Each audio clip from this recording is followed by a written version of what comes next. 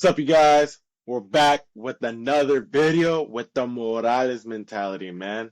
Welcome back, Melvin. What's going on, guys? What's going on? It's been a long week. I'm back to be on the pod. Another episode. Lots and lots to talk about. Nations League. What a beautiful week of Nations League. What a beautiful week of soccer. But first and foremost, Gabriel, how are you feeling? How are you doing today? Feeling good, man. Birthday coming soon. Big 22 coming soon. And I want to let you guys know, I know we haven't uploaded we're not exposing his age. Look, we haven't uploaded bro, the last time we uploaded a podcast episode was Brian James. with Eric. And I think that was like 2 weeks ago. But here today, we're just going to do a short little video. We're going to speak upon the UEFA Nations League final that happened today. Portugal against Spain, man. What a game. What a game. This was a game. Bro, from the minute 1 to minute 120 and penalties, the atmosphere. I like how UEFA set up, Spain fans here, Portugal fans here, and we're going to ram pack all y'all behind the goals. It just looked like a dope-ass atmosphere in Germany, bro, honestly. Shout out in the Nations League. Bro, and I can't lie, look. I was in a little watch party. I was with my friends. Yeah. Bro, it felt like a home game for Portugal. If you guys actually watched the game, bro, they were booing Spain. Mainly Cucurella. I noticed because whenever... Cucurella. Whenever him directly touched the ball, the booing came out of nowhere. I'm like, what the hell? And if you guys want to let me know in the comments down below, why the booing to Cucurella from the Bayern fans? I literally have no idea. Is it because he rejected Bayern or what? What's going on? Nah. I think it goes back to last year's Euros. I believe in the extra time, do you remember Jamal Musiala taking a shot outside of the box? Cucurella's hand blocks the shot, but it was already ruled offsides. The play was ruled dead. But fans were really, really tripping, and they stopped and forgot about it, and they're kind of booing Cucurella. Plus, the Euros was in Germany last year, so yeah, that's the year when Cucurella. That's the year got so overpopularized and he was just going crazy on every social media, bro. Everybody was just talking about him. Yeah, talking about him. I don't think he had a good game, bro, honestly. I think he was sloppy. He was committing a lot of fouls. And like we said, if you watch the game, these ratings don't really speak to it because from what I've seen from watching the game, I felt like Nico Williams was playing better than Yamal that match. I feel like they felt more comfortable going through that left side. I saw a lot of switching of the field, including from Lamine. Lamine was I don't want to go against Nuno right now. I think I'm going to switch it to my boy. Lamine was switching that ball nice. Pedri was more on that Nico Williams side. Zubimendi was switching that ball to Nico. Yeah, Nico was who was giving the ball to Yamal the whole time? It was Isco, bro. Right when Isco got there, he changed it, bro. Hey, Isco got in there. Isco likes fucks with Yamal. He messes with him. He had the one, bro. Isco had one good shot, bro. He had one shot that was really close, man. Yeah. One good shot that was really close. Diogo Costa. Hey, what are your thoughts on Diogo Costa's performance today? Bro, Diogo Costa this year and the Euros, bro. He's basically Ronaldo's savior, bro. Damn. He's been not his savior because he's Ronaldo's guy more because Ronaldo's the one that had the game tying goal. Clutch positioning. All right, bro. But Diogo Costa has been in my personal opinion, Diogo Costa has been Portugal's best keeper since Ronaldo's been there over the 20 years. Really? I don't want to hear. I was just about to ask you, Rui Patricio. Yeah, I don't want to hear about no Rui Patricio. Diogo. I don't want to hear about any of that, bro. The clutchest goalkeeper that Portugal has had over these 20 years for Ronaldo has been Diogo Costa. With his short time, he's just been so clutch. Wow. In my personal opinion, bro. With my 10% of Portuguese blood, I feel like Diogo Costa has been there. I got the 23andMe to confirm. 10%. 10%. Wow.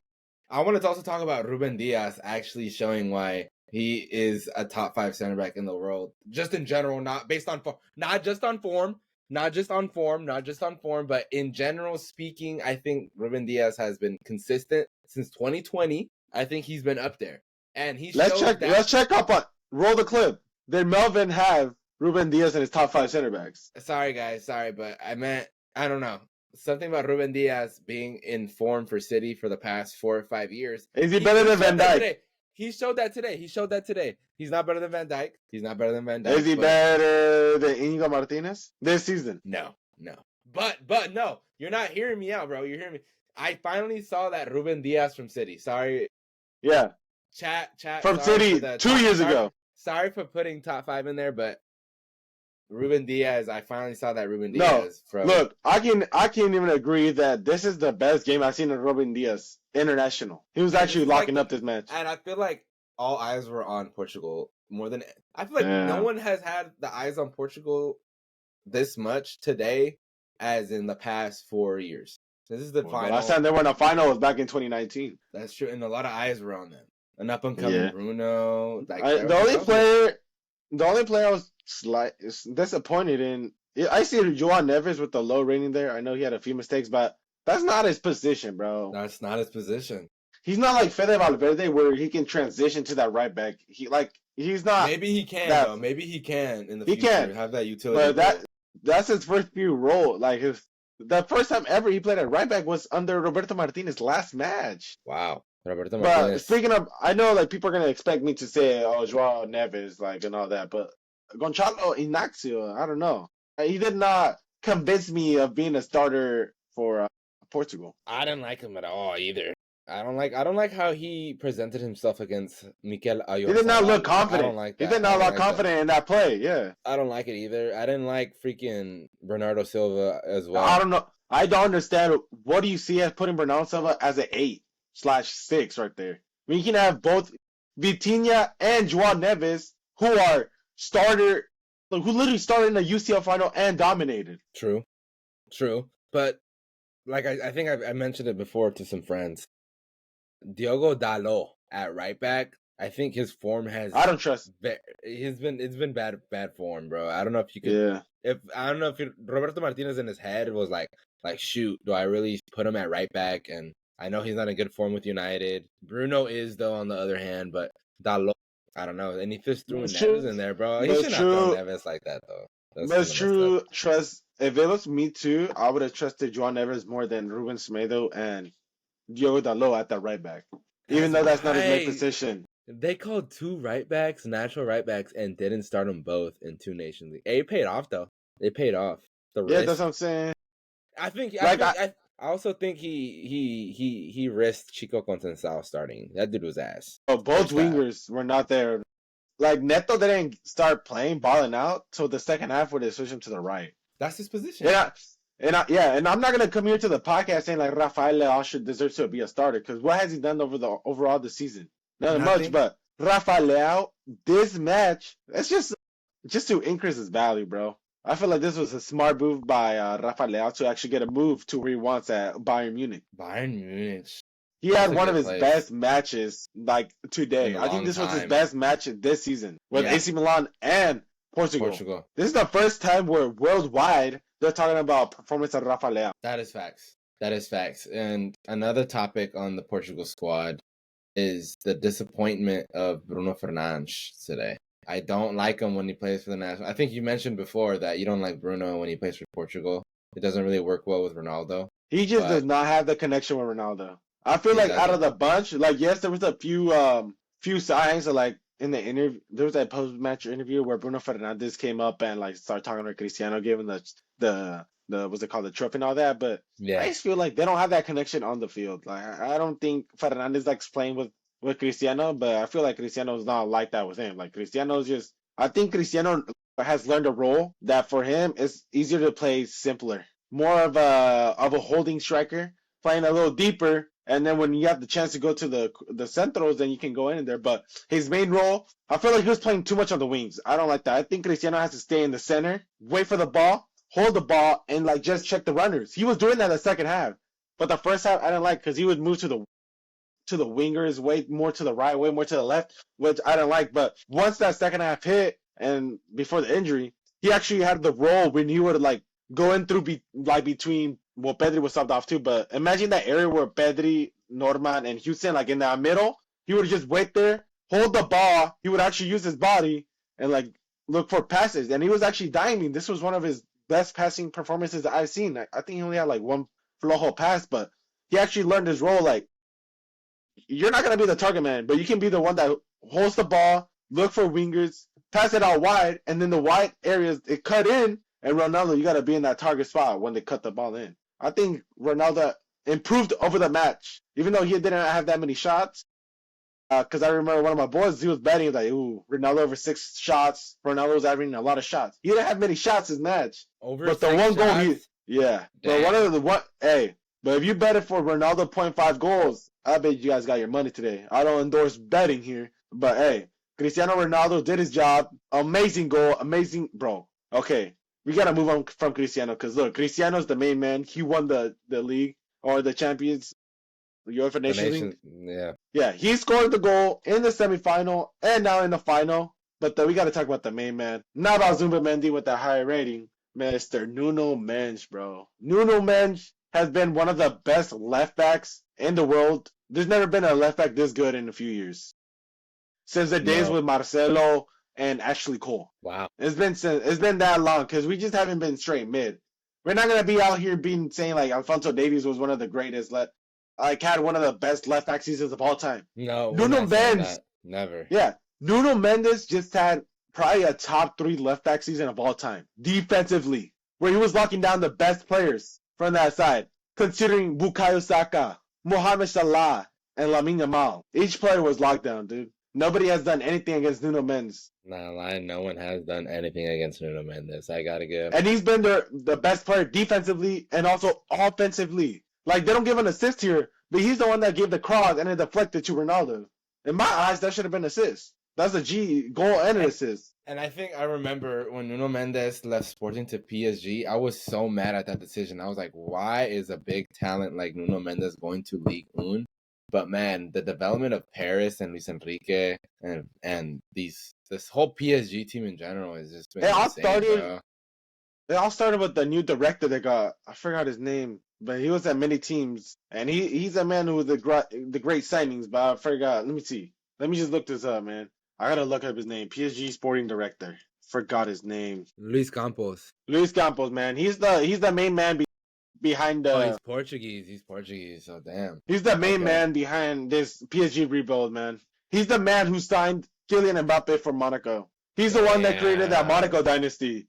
And now he's creating it wasn't a dynasty. They won the league, but they didn't win like a Champions League or that. But they go deep, and they were known as one of the most like offensive teams in the like. They literally had all the youngsters, and now PSG is becoming the team with all the youngsters. So Luis Campos has that vision where he can actually create a team from the youngsters and make it great. So this PSG team has a lot of potential to be great for many years. Yeah. Yeah, for as long as Luis Campos there making smart moves. Yeah, Luis Campos can stay and keep getting these. He wanted Mastantuono, bro. Like he has the vision, bro. Yeah, the vision. Unfortunately, Real Madrid got him, but yeah. But stay on track with Nuno Mendes, man. What are your thoughts from? Because I'm pretty sure you're rooting for Spain. What have you seen like Nuno Mendes from the opposition? I think I was definitely reading Lamine Yamal's body language, guys. Lamine Yamal's body language against Portugal today looks like he didn't want no part of Nuno Mendes. And this is coming from Lamine Yamal's #1 fan. Ego. Bro, yeah, bro, Lamine Yamal didn't want no part of Nuno Mendes, bro. Like, it was, like, really annoying to see because me, as myself, I want to see the best of the best go at it. I wanted Lamine Yamal to attack Nuno. Honestly, if Lamine Yamal had the confidence to go head-to-head with Nuno, like, I know he can, this probably would have been more entertaining. It would have been entertaining. No, it would have been more entertaining, but this was a snooze fest. Like, every time Lamine Yamal went up against Nuno Mendes, it was just a pass back or pass to the side. Yeah, because he did try. There was no clear moments where like, damn, Nuno Mendes fucking took the ball away from Lamine. Crazy. More than once, more than twice? No. Not more than twice or 3 times, but it all happened in the beginning that discouraged Lamine from doing his game, bro. He got scared. That's true. That is true. And it kind of did throw him off to the point where... Kind of threw him off? It kind of threw him off. I mean, I wouldn't say he was... He threw him off the whole game. He wasn't a complete ghost, lads. Like, Lamine Yamal was still doing his thing. Like, he was still crossing the ball, pitching the field, looking for that deep cross off the corners. Because I know they didn't do like proper corners. They played it short, hit Lamine. Like, Lamine, that's Lamine's tradition He had like two good crosses, bro. He had the cross that went to the mistake of the goal, and then I think he only had one other one, but like the header didn't even hit the target, bro. But like other than that, one-on-ones, like going head to head, I was disappointed in Lemmy. Even Cristiano was tackling the man from the back. That's when you know it's bad, bro. Ronaldo was dropping back. Ronaldo was a proper 9, yeah. But nah, I didn't like Fabian Ruiz's game today. He looked sloppy.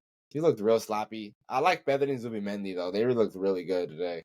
Zubimendi, Arsenal. You know, Zubimendi. No, nice. Continue. I'm gonna say something. Continue with Zubimendi. No, so Zubimendi, he caught me off guard. I'm not gonna lie. I didn't really have the full trust in him to start. I was more hoping for more of a Pedri and Fabian Ruiz sit a little bit back, put in Olmo or Isco at that cam role, but they opted for, 3 progressive midfielders. Zubimendi's more defensive oriented because he is a DM, but they went for 3 progressive midfielders, bro. Like, I never seen that. Like, it's just complete stale. Like, no one's more offensive than somebody else. No one's more defensive than someone else. Like, everyone's progressive. No, yeah. You said they were all progressive, but Fabian Ruiz didn't even progress. But what really surprised me was Zubimendi ball carrying, bro. No matter what body's closing in on him, he would continue to run. That's how they got that second goal, because he just kept on coming, bro. Yeah, he did. Even though I did think it was a foul, a goal's a goal. Yes, the foul on Bernardo Silva. Was it? Yeah, I thought it was a foul personally, but they let it run through. Not gonna lie, Spain, your weakness is your fullbacks. I don't like Pedro Porro, but he was definitely better than Mingueza. Mingueza was a very bad decision, bro. That's like, I don't know. You can't be putting in Mingueza. Like, that's like if Real Madrid have Trent healthy and be like, okay, let's just throw Lucas Vazquez in. Fuck it. Like, come on, bro. But it's not gonna be like that for the World Cup. They're gonna have Dani Carvajal back. If Dani Carvajal comes out the same as he was the last previous year. And these next, for Spain, this is what I have to say for Spain. If they want to succeed and do good in the World Cup, Luis de la Fuente needs to experiment in these World Cup because I'm pretty sure they're qualified directly to the World Cup because they're just that good. But I would definitely experiment with Alejandro Balde and a Dani Carvajal fullback partnership and incorporate Pau Cubarsí with Dean Huijsen in the center back. I think that should be Spain's back line going forward. Lenormand has been one of the best. We didn't even have him on the top 5 list, and he was one of the best center backs in La Liga. That's kind of crazy. That is crazy. I mean, so is Cubarsí. Like, they're both. I think Lenormand is just more experienced, and he has that championship experience. He has championship experience. Do you think they want? My bad. Do you think they want 2 playmakers like Hausen and Cubarsí, or do you think they want more like a pure defender like Norman, and then having one I think that's playmaking. That's the traditional way of having a center back duo, like Puyol and Piqué, Ramos and Varane. Like, that is the traditional way. But I think Dean can be both, and that's what's pretty special about him. He can be defensively oriented because Pau Cubarsí can also carry the ball forward. Like, they both can. No, Dean Hausen can bro. Dean Hausen, I feel like, even though it shows a 6.8 rating, I was really surprised by Dean Hausen.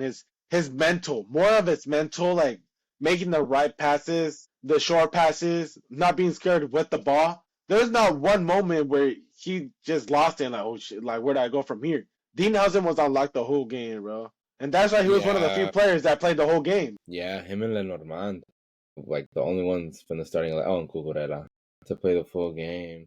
But, bro, Nico Williams needs to move, bro. He's so nice. I think he definitely deserves a summer move, bro. Hopefully he can get his summer move. But that's if he I'll tell you guys this. The only winner from this Spain team was Iñaki Williams getting the Ronaldo jersey on halftime.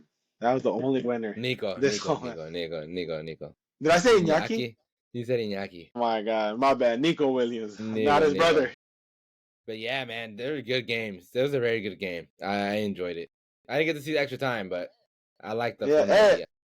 I think Vitinha improved over the game because at first he did have like a slow match, but hey, over time he did match it, bro. But I'll tell you guys this: how much PR did Dani Carvajal get the year he won the Euros? There was some narrative being pushed more from the Spanish media. He got top 5. What was his position? 4, 3, 4, 3, 4. I think it was like 5 or 4. 5-4-3. No, it was 5-4 because Jude was third, Vinny second, and then Rodri first. He was either 5 or 4. I want Lamine to win it, but I think it's gonna go to Dembele. So I think Dembele goes first. This is how I think French football will do it. Dembele first, Lamine second, Rafinha third, Mendes fourth, Salah fifth. And then Vitinha sixth, and then the Pedris, and then whoever else. I'm telling you right now, Nuno deserves to be minimum fourth. After all the PR that done, look, I'm a Madrid fan, but he got so much PR getting like fifth or fourth. Nuno Mendes just won a treble and then won the Nations League. And an international trophy. That is big. And being an like one of the main reasons they won the treble and one of the main reasons they won the UEFA Nations League. And in my personal opinion, one of the main reasons he won the UCL. Yeah, Nuno Mendes was always involved in like a goal or an assist or locking someone up in like quarterfinals, semifinals, round of 16, bro. Like he was. So unlike Dani Carvajal, where Carvajal, yes, he was the best defensive player, but no atmosphere was as important as Nuno Mendes was to the treble and to the UEFA Nations League.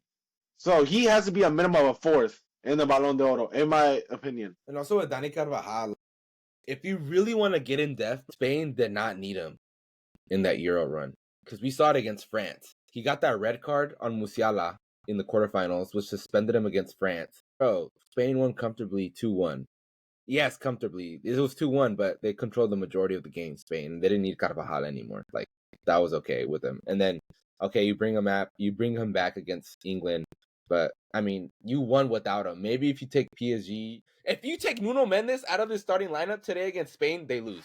And I'm saying the UCL. The UCL run. Yeah, I can say that as well. Yeah, I agree. He's been one of the best. I'm telling you right now, this is one of the greatest left back seasons of all time, bro. Easily, dude. He's cementing a legacy, bro. Hopefully it doesn't stop here though, bro. I think I need him. I need like another season like this. Maybe not as like peak, but like another season where he wins the UCL and he is a factor. Like that will be big for his. Because Nuno Mendes literally stopped every best right winger this season. That's scary. That's scary. And you know why I'm loving this? The potential for Portugal in the World Cup next year. Yeah. It might be one of the years. You know what's the game I would love to see? Portugal versus Argentina. I think they match up pretty well, bro. They're both defensive now. Argentina got some dogs, and so did these guys, man. Portugal's like surprised. Bro, I said this, bro. Portugal's nice. They're not bad. And also, they can play, bro. Also, this is a new start for Roberto Martinez. He couldn't deal with the Belgium golden era. The Portugal golden era is starting, and he already got one title in the bag. This is the Portugal golden era, bro. João Neves, Vitinha, and Nuno Mendes are the core for this new generation. I just need Roberto Martinez to have a better starting lineup because you're not having your starting lineup at the best utilization. I know you guys won, and they're going to see it as a W, but this is not the best starting lineup you can have still, bro, in my opinion. You know what Portugal they need some offense. Dude, I'm telling you, this is the first time we've ever seen where I thought, wow, the left side of Portugal was looking so dangerous, man. Nuno Mendes and Rafael Leao. They were playing 1-2s, bro. With what's it called? With Vitinha and Silva there. Oh my god, dude. Who they sub Silva out for? I forgot. Scroll down. Wait, who subbed in for Bernardo? Wait. Shit, was it? No, Diogo Jota was at the end. 64. Well, they subbed in Leao and Renato Vega. I like Renato Vega, bro. He's hella tall. I like Renato Vega over Ignacio. Chelsea need to start that, man. No cap. When he comes back from loan. Man. But yeah, the only thing I don't like for the next World Cup, don't start Silva and Ignacio. Those are the two players I don't like. And Bruno Fernandes. I thought you liked Ignacio. I thought you liked Gonzalo Ignacio, bro. I like them, but now the gameplay I'm seeing over him, bro, with this. Bro, Diogo Costa is a top 3 international goalkeeper right now. He's about to be the new Dibu Martinez, bro. He can be top 3 goalkeepers internationally. 2 of them are on your screen, and Dibu Martinez. Easy. Right now. International keepers. Damn, Donnaruma's not there? Donnarumma is not for Italy, no. I just saw Donnarumma eat 3 goals against Norway, and they were all shitters where he should be saving them. So, Donnarumma at PSG is different. I've said this Jan before. Sommer? Emi Martinez at Aston Villa is ass for me, in my opinion. But when he's at Argentina, he's a different person. What about Jan Sommer? I don't think Jan Sommer is blocking Santi Jimenez's goal from yesterday, or he's blocking Sepulveda's goal yesterday. I don't think Jan Sommer's saving that. But he can say fucking Lamine Yamal's, and you know what? That's a whole. You know what? Don't let me rant about Barca. Yeah, even Lamine Yamal's shots today was straight to the goalie. That boy. Yeah, he had a long shot straight to Costa. I don't know what Lamine Yamal was thinking, man. Hey, but look, I like the ego, but hey, when it's ego against the greatest ego of all time, sorry, buddy, you still need a few years in you, bro. Bro, the fact Ronaldo won and scored, the fact that it took Ronaldo to humble Lamine. Damn, bro. Y'all hey, that's ego. Better hope there's another Ronaldo to stop Lamine in the future, bro. Because it's scary. Ego for ego, bro. It's ego for ego. They went band for band on ego, and Ronaldo won. Man, like I'm telling you right now, I'm happy for Ronaldo, bro. I'm not hating. I'm happy, man. Before Ronaldo, Portugal has never made it to a final of a competition, and now with Ronaldo, and 0 wins. If you understand football, 0 finals means 0 titles. 3 titles for Portugal. All because of Cristiano, bro. Cristiano made Portugal themselves, bro. 2 Nations Leagues are pretty impressive. I'm not gonna lie. And people are gonna say, UEFA is like Nations League is whatever, bro. Right now is current day, June 8, 2025. Spain is one of the best nations right now in the world. They were dominating every team. Actually, I think they're 2. Argentina right now is ranked number 1. Yeah, Argentina. I need to see Argentina play a European team again, because they're just walking through Brazil, Colombia, Uruguay, like they're just dog walking that whole continent. Even Brazil, they're not gonna come up, bro. Brazil will not beat Portugal or Spain. Hell no. Nah. Like I really think Portugal can become one of the defensive powerhouses. Their defense was elite, man. I know there was 2 goals, and both goals were because of defensive mental failures. But if they come out they come out better than that, they have the best left back in the world. Like he said about Ruben Diaz, in his day, he could be a top 5, top 10 center back. And then if you have like Renato Diaz on his A2, there you go. And then you find that a good right back, and already having one of the best international goalkeepers. And then you have 2 of the best upcoming players, which is one of the best upcoming defensive mids in Joao Neves, and then one of the top 3 pure center mids in Vitinha. That's a powerhouse to come. Now you just got to work on that attack, like you said, because Neto, Conceição, Rafa Leao, none of them are like names that are known in the top 15 attackers in the world. They're not cemented. Like they're not even like none of them are cemented. Guaranteed starters, bro. Like for the national team either. Like Chico Conceição came in as a sub, and he wowed Roberto Martinez with that goal against Germany. He wasn't known until last year. He had a stinker first half, bro. Like he wasn't doing he was ass. Like he was getting locked up by that. Because Cucurella is hella physical. I'll give him that, and like that kind of like slowed Conceição down. I'm like, bro, you're still a sub material player. Last thing before we move on, I just want to say, hey, Oyarzabal also played like a good game, bro. He played a good game before Mikel Merino got in there. Oyarzabal is like a good player that you can run like 1-2s with. Oyarzabal has scored in 3 straight finals for Spain. The UEFA Nations League 2021 final, which they lost to France, he scored. The Euro last year, he scores. And now today, he scores. He's a game changer, bro. They should have just kept him for PKs, because Morata is ass. And then Mikel Merino didn't do shit. He didn't do nothing. He scored the penalty and he showed aura. I think Dani Olmo should have definitely gotten sneaked in there. But for Oyarzabal, bro. Because you're a false 9. Nah, just like Olmo for the national team is really good.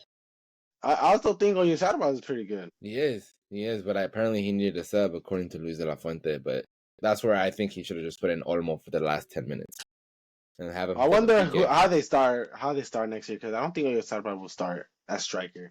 Lamine and Williams as locks, but who's gonna be that striker? Yeah, bro, that midfield's damn near locked, except Zubimendi would probably be subbed out, and you probably get Rodri in there. Bro, they don't even have Rodri. Damn. That's facts, bro. Rodri's coming back next. Damn. Rodri's like Spain without Rodri and Dani. If they both tore the ACL. If they both come back healthy, then Spain's a problem. They already are a problem. I think they're still like they're gonna make semis or final. I think next year the World Cup. Just depends what happens. Well, there was many people who said that from a neutral perspective that the game was pretty boring, but that game was very entertaining for me. I have to say that. Was. Yeah, man. Well, let's move on, man, to the Club World Cup, man. Damn. For this, we're just gonna keep it short. We're just gonna do predictions for each match, man. Before we end the video, we're at 35 minutes. I think that's a good point already. Let's just do little small predictions for each round. Starting off with Inter Miami and Al Ali, bro. The champions of Africa against the champions of the League's Cup. Give me. I got Al Ali winning this 2-1. Give me Al Ali as well, cause Inter Miami, bro, as of late, they've been straight stinking up, bro. They're at the same rate as Al Nassr, bro. Well, I don't think Al Nassr ever lost like 7 games in a row, like how they did. Yeah, give me Al Ali. Yeah, next up. Gonna mop. Well, what do you score prediction? I'm guessing 7-0. I got 6-1. I think Auckland City can 6-1. 6-1. I think that's gonna be that's the best matchup in the first round right here. It is, bro. And who you got? Really, bro? You want the treble winners or the one that got third place on La Liga? Give me the treble winners in Paris Saint-Germain. I like PSG winning this matchup, but I won't be surprised. Don't ever count out Atletico. We'll say that. If I won't be, look, I'm calling it right now. I won't be shocked if Julian Alvarez takes over this game with a 2-0, 2 doblete, and win the game. Because I heard Dembele isn't playing in the Club World Cup because he's hurt. If Nuno Mendes is on Julian Alvarez, I want to see Nuno Mendes do the Michael Jordan, bro. The Michael. Lockdown. Be humble. Estevao against Diogo Costa. I'm not gonna lie, bro. I think this game ends 2-2. I got 2-2 in this game. I see a tie. Tie. Palmeiras is the best team in the Serie A, Brazilian Serie A right now. They're in first place. I just seen the standings a couple days ago. Hopefully they don't get first. They don't get the Estevao who's playing for Brazil right now, because that boy he just hit a stinker against Ecuador. Hopefully he gets a bounce back tomorrow or Tuesday. Sorry, Tuesday. Because I'm rooting for him. Botafogo. Give me, bro. Botafogo, Seattle Sounders. Give me Botafogo winning 4-1, bro. Give me Memphis Depay. Come on, bro. Memphis Depay. He's at Corinthians. He's in Corinthians. I did not like the Brazilian teams because holy cow, those black and the white emblems always get me mixed up, bro. Yeah, Botafogo are the recent Copa Libertadores and the recent Serie A, Brazil Serie A champions. Whoa, they got the doblete. They got the doblete, bro. That's all Melvin. That's all Melvin. Bro, I follow the Brazilian league a little bit. I'm not gonna lie. That's like a little secret thing with me. I be seeing the Brazilian league. But Botafogo 4-2. Chelsea LAFC. Oliver Giroud against his old club, Chelsea. Who you got winning? They have no Carlos Vela, no Gareth Bale. Boanga. Guana has been balling out, but come on, bro. La nueva generación de Chelsea is gonna come out, bro. And then sadly, look at the team below. They got robbed, bro. Ay. What are your score predictions for Chelsea LAFC? Score predictions. 2-1. CLA. I got 3-0 Chelsea versus LA. Oof. How about that's a good game. I would pay to watch that game. Boca Benfica, bro. I would pay to watch that game. Apparently, if nothing changes, Alvaro Carreras will play with Benfica this Club World Cup. If nothing changes, then nothing changes. And nothing changes, man. Naldo will be a legend to the YouTube channel, man. If nothing changes, Boca. Nothing changes. I got Benfica win. I got Boca. And they got Cavani, bro. If Cavani can wreak havoc against Benfica, then shout out Cavani. But I got Benfica winning 2-1. 2-1. Boca Juniors. Damn. Next up, Flamengo Esperance. I believe they're from Algeria or Morocco. I think they're Moroccan. I might be wrong, but they're definitely on that North Africa. They're North African club. Basically, give me Flamengo 1-0. It's gonna be Flamengo. I feel like it's gonna be a boring match. Flamengo 2. I think it's gonna be like a little boring match that nobody's gonna watch. That'd be slow. Except Flamengo fans. Yeah. Next up, Fluminense against Mr. Bellingham. Damn, dude. Fluminense? I don't know. I think Fluminense, look, they have John Arias from Colombia. Ball knowledge guys. I know you guys know about John Arias, Colombian's top attacker next to James, Fluminense's main guy. I think he disrupts Dortmund a little bit, bro. I think Flamengo are going to be like that little bug that's just buzzing around you when you're trying to eat your food, bro. That is Fluminense. Fluminense will be that to Dortmund and for every team in their group. So, but that being said, Fluminense and Dortmund tie 1-1. It's kind of tough, but give me Fluminense 2-1. Damn, yeah, Dortmund just, I don't know, they're out of form. They've been kind of solid, bro. River against the runner-ups of the Asian League. I mean, of the Asian Champions League. Laconia. If they have no Franco Mas, still give me River Plate. But with Franco Mas, no, it's not confirmed yet. Because Franco is saying that he wants to join now. Damn. No, like, he's bugging if he does, bro. He's bugging. He got to play this with River. He's bugging. It's still not confirmed. I don't know. I don't know. The media be switching it up. They're saying that he wants to join. Like, Madrid wants him now, and he wants to play at least the minimum. He's either joining now or by the end of the Club World Cup. No matter what, I'm taking River Plate, though. Taking River Plate no matter what, though. Give me like a 1-0 River. I got you. Ulsan HDFC versus the Mamelodi Sundowns FC. The South African Mamelodi Sundowns FC or the AFC Champions League winners of 2020. Ulsan HDFC, the Korean club. Who you got? Korea or South Africa? Who you got? K-pop versus Nelson Mandela. Who you got? Man, give me K-pop. Africa. I got K-pop winning this, baby. I got Ulsan FC HD. I ain't gonna lie. Over Sundowns.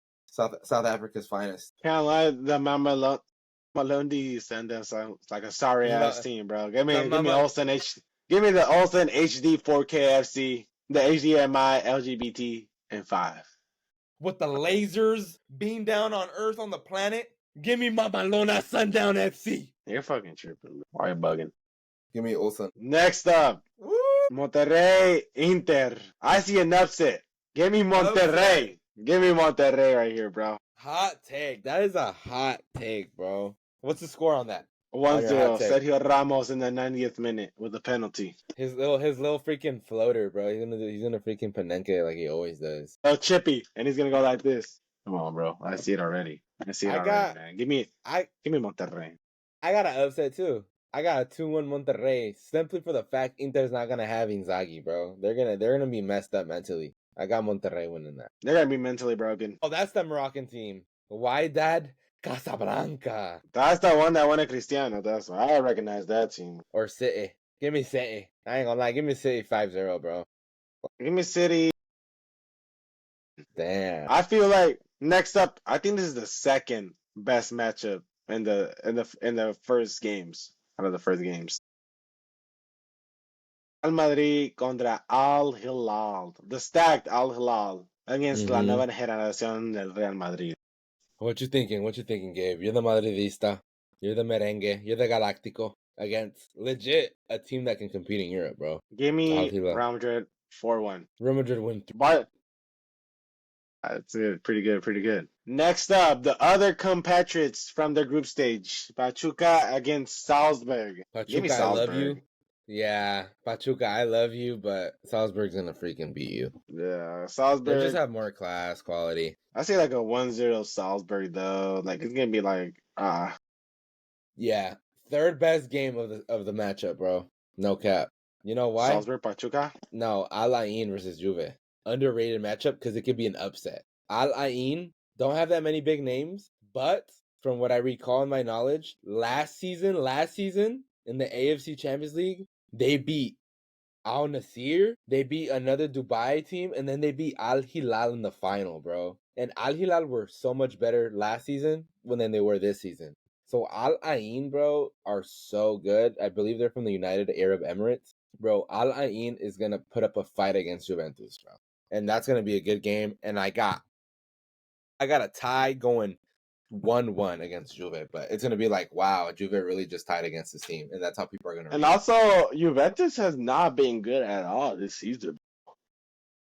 Juventus is So like on a Cagliari level, bro. They're ass. I see an upset. I see a 2-1 Alanin against Juventus. Alain and Real Madrid are the same, bro. They won their Champions League last year, and they just like dominated.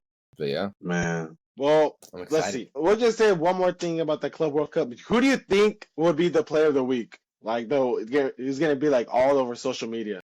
Ooh, player of the week? Is Mbappe gonna play? Pretty sure Mbappe's gonna play. I mean Mbappe. I got Mbappe winning player of the week. I see either out of that Guler with a little masterclass. Out of that Guler. Or Julian Alvarez. Give me a hot take. Like, give me like someone that isn't from like the European Union. Like a random ass player that just balls out. He somehow gets all the stats. I'm not gonna lie, bro. If Mastantuono stays with River, give me Mastantuono. I was gonna say Franco Macedonia, a little free kick. I see a little free kick, another free kick. On that, yeah, I can see it. He's nice. Man. Well, hey, thank you everybody for watching, staying around for the video. That was our thoughts for the UEFA Nations League and our opinions for the first week of the Club World Cup, man. Yes, guys. Thank you guys for watching. The Morales mentality. You know, we're keeping going. We keep going. We keep pushing, posting, consistently now. A big shout out to you guys for keep watching, keep supporting us. And yeah, stay tuned. Let's watch some football. It's going to be an exciting summer football transfers. So can't wait for you guys. Can't wait to talk about that. Man. Well, hey, thank you everybody. Thanks for watching the video. And we'll catch you at the next video.